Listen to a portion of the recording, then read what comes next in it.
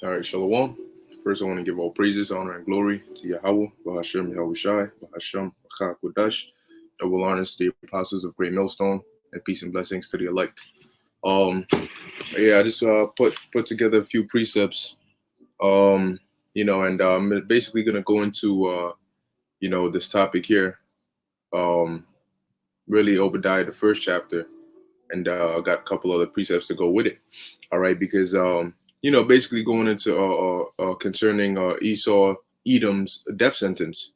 All right, which they paint the picture as though we're the ones who are gonna pass the judgment. Ultimately, the ultimate judges, all right, are Yahweh, Yahweh Shai, the Most High, and Yahweh Shai.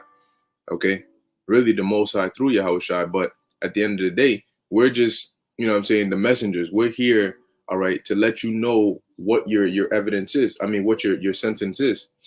Okay, we have the case.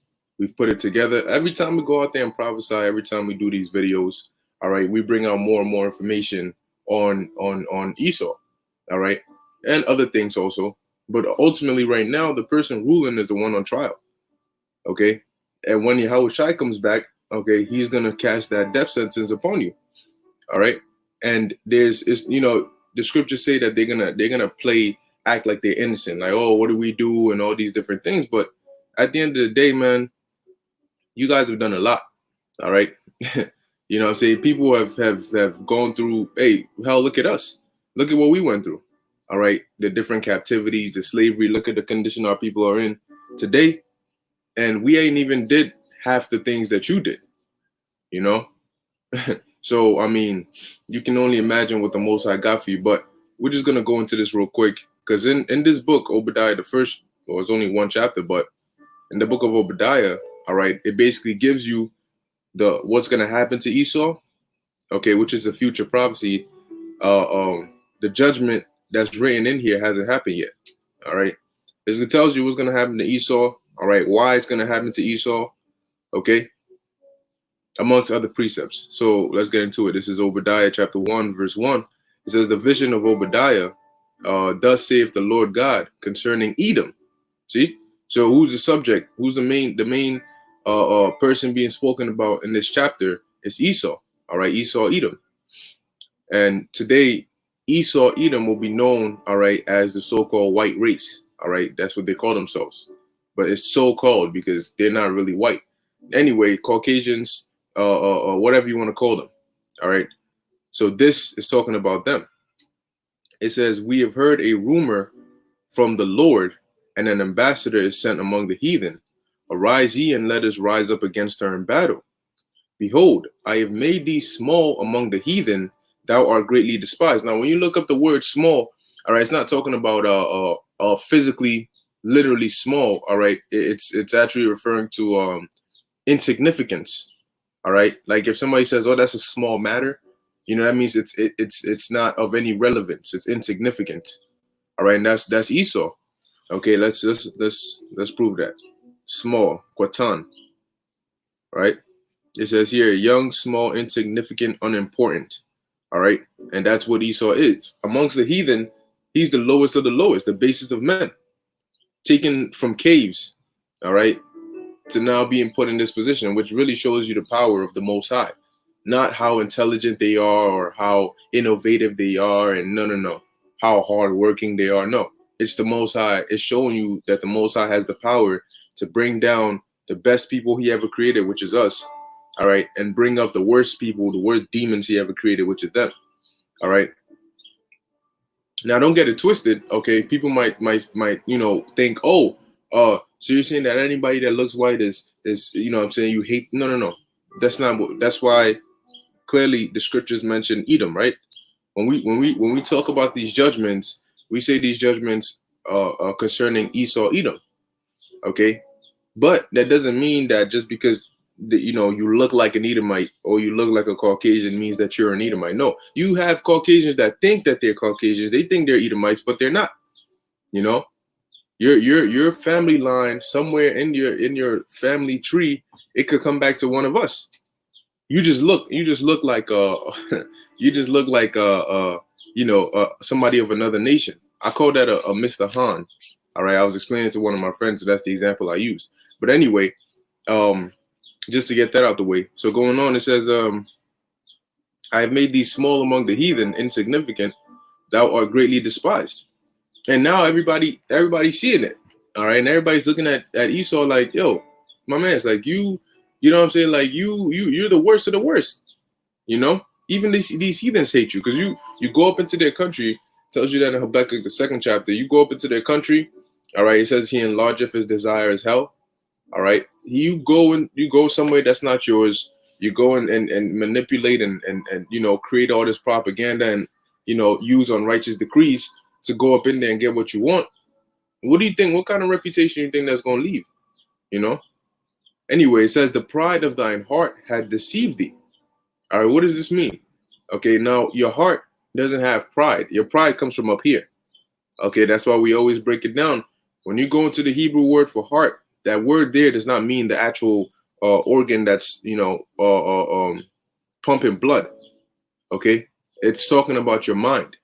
All right, if somebody told you I love you from the bottom of my heart, that has nothing to do with their physical organ. It's talking about their mind. Your love for somebody comes from your mind. How you feel about them, that comes from up here. Okay? When you're heartbroken, that's up here. It's not here. All right? So it says, the pride of thine heart had deceived thee, meaning what? Up in their mind, they're proud because the Most High gave them this technology, gave them the knowledge to be able to create different weapons. All right? And the Most High blinded them.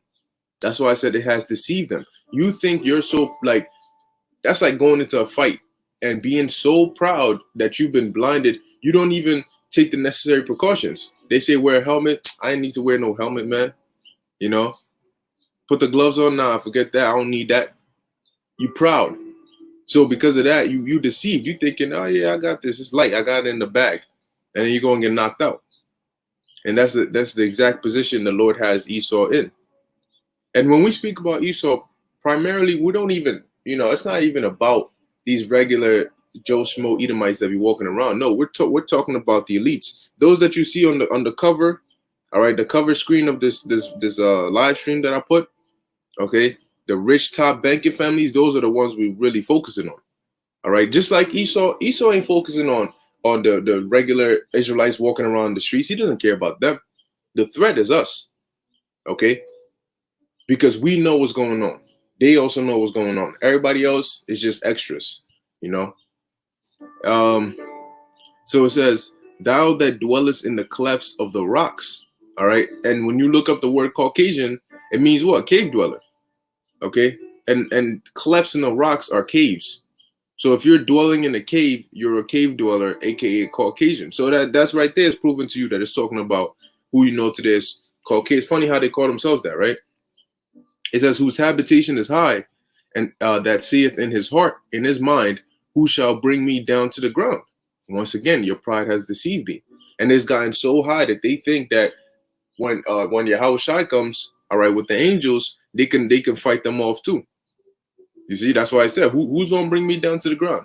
What, the Most High, Yahweh Shai, the angels, you? Who's going to do it? That's their mindset.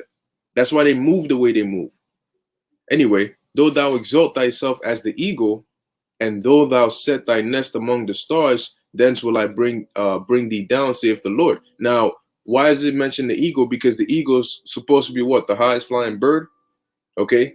And if you look at America's symbol, it's the eagle. Hey, the scriptures talk about the Lord bringing a nation against us as swift as the eagle flieth. Okay. So they exalt themselves as the eagle. All right. They want to be above everything. They want to be that top dog. It says, and though thou set thy nest among the stars. Now they got a space force. Okay. Because where are the stars? The stars are in heavens. All right. And they have space stations. A nest is a habitation. Okay. So they want to go and put their habitation up there. They want to have control of earth. They want to have control of space. They want to have control of everything. All right. Thence will I bring thee down, saith the Lord. All right. You know, you think you got it all. Hey, the Lord said what? You coming down to the ground, man. Okay. It says, and also, hey, the stars could also represent Israel. When you read in Revelation, the 12th chapter, yeah, it's the 12th chapter. All right, it talks about the woman, well, with the stars and the sun and the moon representing Israel. Okay, so another example of them setting their nest amongst the stars is when they came over here and they took us over. You know, took down the natives, took down the northern kingdom, and then took us down. Okay, but guess what? That was the beginning of your downfall. All right. Anyway, verse 5, it says, if thieves came to thee, if robbers by night, how art thou cut off? Would they not have stolen till they had enough? If the grape gatherers came to thee, would they not leave some grapes? Hey, because the scriptures even tell you that if you have a vineyard, all right, or you have, like, area, you have grapes and or all these crops and stuff. When you harvest and when you collect the crops, you're not supposed to take all of them. You're supposed to leave some on there, all right, so that the poor who stumble across the field can have something to eat. All right. Obadiah 1:16. How are the things of Esau searched out? How are his hidden things sought up? And right now is that time, the man of sin is being revealed. And people are like, yo, how the hell? Esau himself is like, how the hell is that happening? Not only did he hide our nationality, he hide our truth. Because you see, Esau he couldn't just say, oh, the Israelites are just, the Jews are gone, the Israelites are gone, they don't exist anymore. No, that's not enough. Because then you could discover, okay, wait, no, they're not, they're right there. So to make it even better, he not only said that we're not the Israelites, but he said they're the Israelites, they're the Jews. So at that point, even if you discover that the Israelites still exist today, well, guess what? It's not you. That's what he's playing at. All right. And amongst other things that have been hidden, but now those things are coming out to where the average common person knows the truth as to what's going on. Oh, what their new world agenda is. What the purpose of these vaccines and this whole coronavirus and this pandemic and all these things, what is for. All right. Because Esau has these hidden plans, but we're blowing his spot. That's why he hates us so much. If you, now that you see him as being the devil that he is, guess what? He's trying to demonize us. But you got to understand, hold up, are we really the bad guys? If Satan is trying to demonize somebody, all right, okay, let me put it like this. You have Satan, right? The devil, everybody knows him, oh, evil devil, right? And the devil does evil things. He does bad things. He likes to do bad things. He hates good things. Okay? So whatever the devil would speak bad about, would put down, would hate, is something that's not cooperating with what he wants.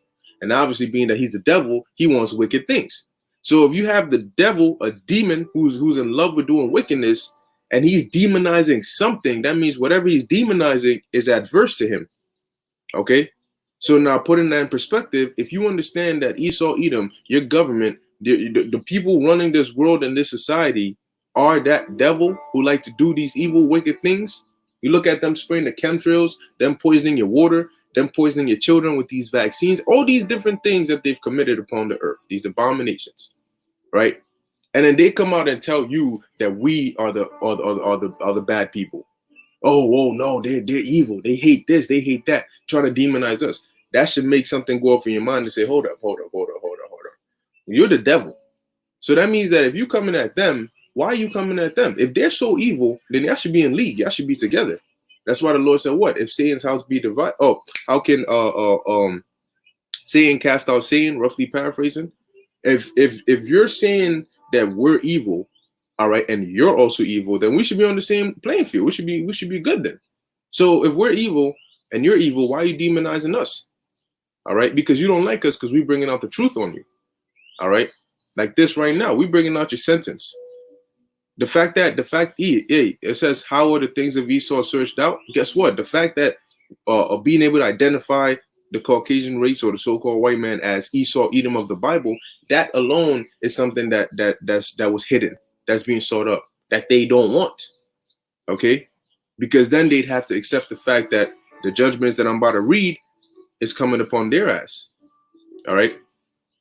Malachi, the first chapter, tells you the Lord hates Esau. All right. So then it will make sense to you why they whitewashed everything during the Renaissance era. Obadiah 1:7. All the men of thy confederacy have brought thee even to the border. The men that were at peace with thee have deceived thee and prevailed against thee. They that eat thy bread have laid a wound under thee. There is none understanding in him. Now, when you read Revelation, I believe it's the 17th or the 18th chapter. All right, it talks about how basically the U.S. all right, America's allies, okay, are gonna turn, like the EU and you know, a lot of these other countries, they all gonna turn on America. All right, but they're the same people that are supposed to be confederate with America. They're supposed to be at peace with this place. All right, they're supposed to be influenced by this place, giving their power onto the beast. Okay, well, guess what? They're gonna turn on you too. Obadiah 1:8. Shall I not in that day, saith the Lord, even destroy the wise men out of Edom and understanding out of the mount of Esau? Because today they have an explanation for everything. You know, something happens. Oh, no, this is really what it is. Our scientists broke it down, this, that, and the third. They think they have an answer for everything. Well, guess what? The Lord is gonna do things to where you can't explain it. Okay, your Dr. Fauci's and Dr. Burks and all these different people that you know, all of them. Guess what? They're not gonna be able to give you any answers. You know, you're gonna turn on the news hoping for answers, but they're not gonna be able to explain it. When the Yahushua comes down with the angels, how they gonna explain the aliens? They're not gonna have answers, man. The Most High he's gonna take away all that so-called knowledge that they have, and he's gonna return them back to their base form. All right. It says, and thy mighty men, O Teman, shall be dismayed, to the end that every one of the mount of Esau may be cut off by slaughter. Okay. And today their mighty man goes into their military. Those that are, you know, because your mighty men are those that fight in your wars. Who fights in the wars today? The military. All right. But like the Lord said, every one of the mount of Esau may be cut off by slaughter. So at the end of the day, there's going to come a time, there's going to come a day where all Edomites are going to be done away with. Like it says, by slaughter. That's now. Why don't they bring this out when they read in the churches, man? You telling me that here it is, Esau is going to swear on the Bible, the same Bible that has these verses in there? You get mad at us. What are we doing is reading what's in the Bible. You know, really, you should get mad. You should get mad at the Most High because he had this book put together. Verse 10, for thy violence against thy brother Jacob, shame shall cover thee, and thou shalt be cut off forever. See? So why is this going to happen to you? Because of such and such. Okay? It says, and you want to know an example of that violence? Because we're Jacob. All right, look back to what the Greeks did to us. Antiochus. All right? Look back to what the Romans did. Okay? Look back to how even what the Europeans did to the Native Americans. Look at what they did to us when they came to the west coast of Africa. Look what they do to us today.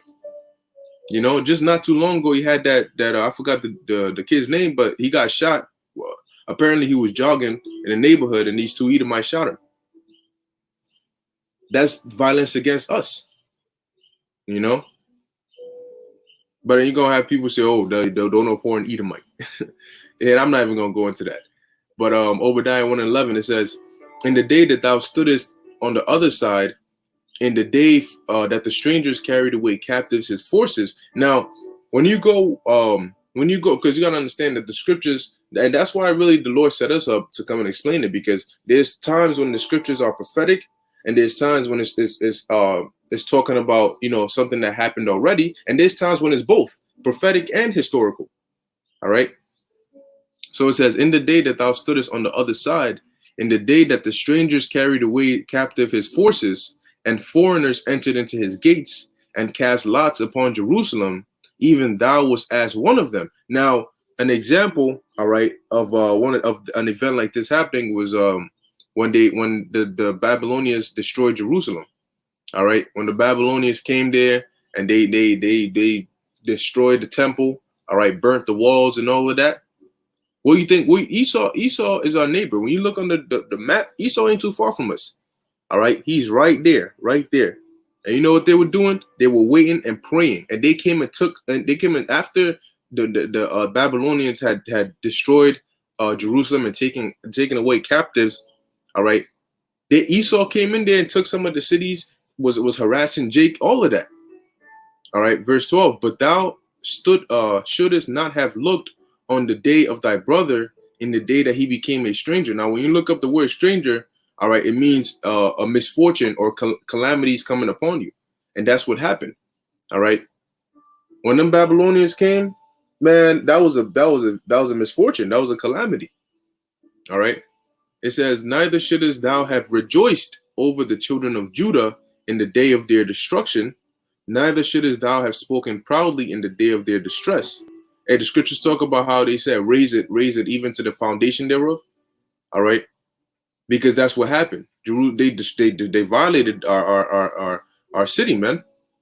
Verse 13, thou shouldest not have. Now, all these different things that happened, yeah, cool. It happened hundreds of years ago, thousands of years ago. But guess what? The Most High says he requires that which is past. So don't think the Most High forgot about that. No. Thou shouldest not have entered into the gate of my people in the day of their calamity.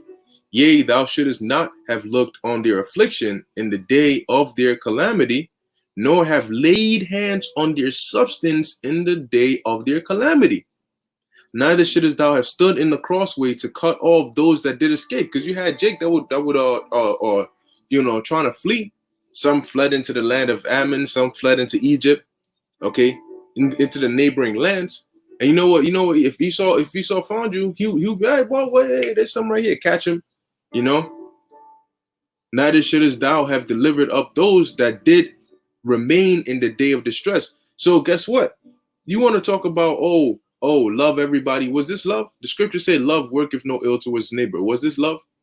You know, you want to love the same people who, when you were in trouble, they're supposed to be your brother, right? When you were in trouble, all right, when we were in trouble, what did they do? They helped further the affliction. All right. They didn't care about, no. They were with it. Yeah, get them niggas. You know, get them niggas so we could come up in there and pillage the village. Verse 15, for the day of the Lord is near upon all the heathen, as thou hast done, it shall be done unto thee. Thy reward shall return upon thine own head. Revelation, the 18th chapter. Okay. And that's only fair, because we can't, like I said, we know these things that are happening to us, but we can't pass judgment upon you. We don't have the power to, but our Father does, our big brother does. So guess what? Being that they're the judges, guess what? We're gonna let the case be known to them. Lord, we know you saw this when they did. Remember Esau in the day of, when they did this, when they did that. Look at what they're doing now. They're not stopping. Okay. It says, for as ye have drunk upon my holy mountain,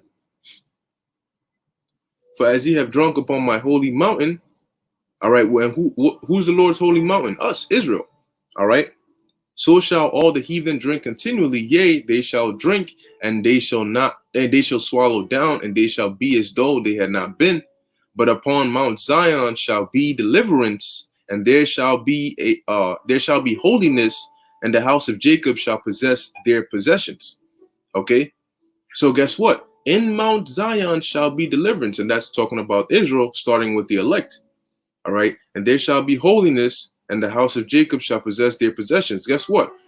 That land, right, and the actual land that Esau was in, who you think that's going to go to? That's going to come right here to us, because Esau, you ain't going to have need of it. You know what's going to happen to you when the Yahushua comes back? You're going to be put in hardcore slavery, and after that, you're done. Unlike the heathen, the rest of the heathen who are going to get their lands back and, pay tribute and stuff, you ain't getting that. You're not getting that privilege. After that, you're done. You're exterminated. Okay, so it says, verse 18, and the house of Jacob shall be a fire, and the house of Joseph a flame, and the house of Esau for stubble. What is stubble? All right, stubble is the remains of a fire, right? And they shall kindle in them and devour them, and there shall not be any remaining of the house of Esau, for the Lord hath spoken. And what does the scripture say? The Lord said his word does not come back void. So the sentence has been passed. All right. Doom, doom, doom. The Lord passed the sentence. The sentence is hardcore slavery for 1,000 years and an extermination. We're going to burn you. All right. In the kingdom. Because I know that's Esau going to take that. Next thing you know, all you seeing on camera is we gonna burn you. You know, that's how Esau does. Verse 19. It says, and they of the south shall possess the mount of Esau, and they of the plain of the Philistines, and they shall possess the fields of Ephraim, and the fields of Samaria, and Benjamin shall possess Gilead. And the captivity of this host of the children of Israel shall possess that of the Canaanites, even unto Zarephath, and the captivity of Jerusalem, which is in Sepharad, shall possess the cities of the south. All right, and ultimately, the scriptures say that the earth was created for our sakes. Okay, ultimately, we're gonna have total control of the earth and other planets.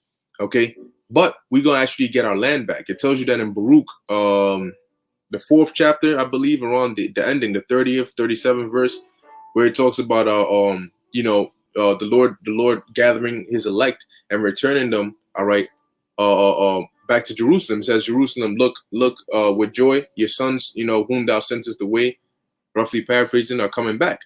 It says, and saviors shall come upon Mount Zion to judge the mount of Esau, and the kingdom shall be the Lord's. All right, because the kingdom of heaven is going to be the best ultimate kingdom that's going to be there forever. There will be no need for the kingdom to go down.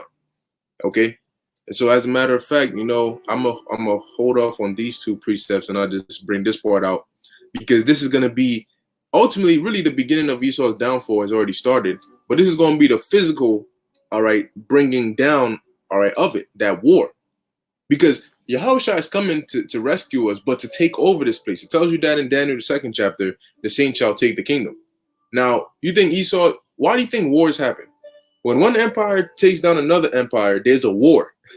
All right, there's a war. When the Babylonians took down the Assyrians, there was a war. Okay, or a fight. When the Persians took down the Babylonians, there was, even though it wasn't a full-blown war, there was still some controversy. When the Greeks took down the Persians, same thing. Okay, same thing with the Romans. It's always like that. So guess what? When Yahushua comes to take down this kingdom, there's gonna have to be a war. That's how one kingdom is translated to another. All right. So it says, Revelation 12:7, and there was war in heaven. All right, Michael and his angels fought against the dragon. Now, this heaven isn't talking about the spirit world heaven. No, it's talking about in the heavens. All right, where they're trying to set up that space force. Why do you think they're trying to set up a space force? What in the world do you need a space force for? And is it how convenient and coincidental is it that you're setting up a space force and then simultaneously you're declaring that UFOs are real now? All these years of proof coming out, now is the time you're saying, oh, they're real.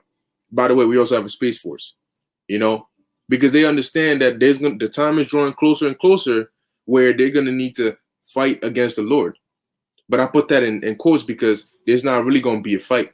They're going to be destroyed. They're going to be wiped out. So it says, and there was war in heaven. Michael and his angels fought against the dragon, and that dragon represents Esau, Edom, and his system right now, his power structure. Okay, which is what's controlled by NATO and the EU.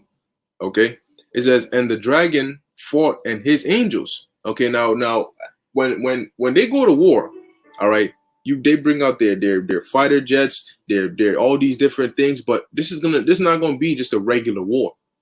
So who knows what's in that arsenal of the Space Force? They probably got certain super technology, all right, to try and fight against the angels, because they know that's who's coming. All right.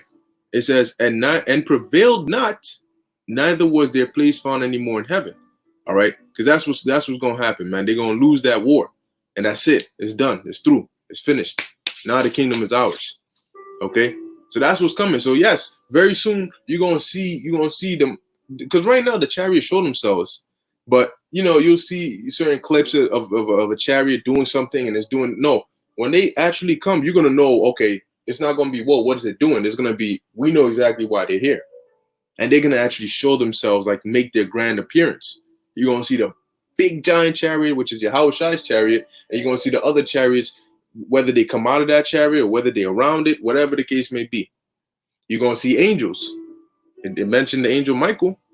Okay, so you're gonna see angels, man. So hey, the time we're coming into, man, the level of supernatural is just gonna go. It's just gonna keep climaxing, man. All right, it's just gonna keep climaxing to the point where you're actually gonna be seeing people going up into chariots and they come down superhuman. You know, because the Lord said what? He's going to change our bodies. All right, shalom to those watching. But the Lord said he's going to change our bodies in the twinkling of an eye. So those that get delivered, you get beamed up. Guess what? When you come back down, because we're not going to stay in them chariots forever. We're going to come back down after the indignation has passed, which is those nuclear missiles. And then we're going to take things over. Go to different parts of the world. I don't know specifically how the Lord's going to do it, but we're going to have different, groups, units, whatever, go to different parts and take it over. Destroy their idols, destroy their temples, all right, and subject them to Yahweh Ba'Shem Yahushai. We are the authority now, all right? You worship Yahweh Ba'Shem Yahushai or you done. That's why the Lord said what? Those mine enemies that will not, that I should reign over them, bring them hither and slay them before me. So it's as simple as that. Who you worship? You with Yahweh Ba'Shem Yahushai or what? Nah, because the scriptures say you're gonna have certain Edomites. They still gonna be like, nah, I ain't bound down to no nigga. Guess what? He's done. Throw him in shackles, take him away. So we gonna take over and remake the whole earth. Because right now this is not it. This is no. This is, yeah, you see some green trees and stuff, but this ain't it. Look at this is like a whole concrete jungle right here. This is not it. This is not the paradise the Lord created, man. All right, but when Yahushua comes back, you're gonna see what paradise on earth looks like. You're gonna understand why it's called the kingdom of heaven. All right. Nonetheless, that's pretty much it. Okay, I'm gonna end it off here. If the spirit permits, Lord will not go into those other precepts that I had, at another time. But with this, I'll end it here. Okay, so with that, I hope this was edifying unto the elect. Khan, they will be annihilated trying to come against it. Exactly, they will be. How are you gonna fight against your maker? Come on. Don't even. All right. But anyway, I hope this is edifying unto the elect, giving all praises, honor, and glory to Yahweh, Bahashem Yahushai, Bahashem B'chakudash.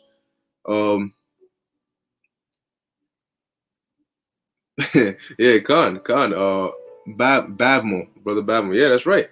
But anyway, with that, shalom.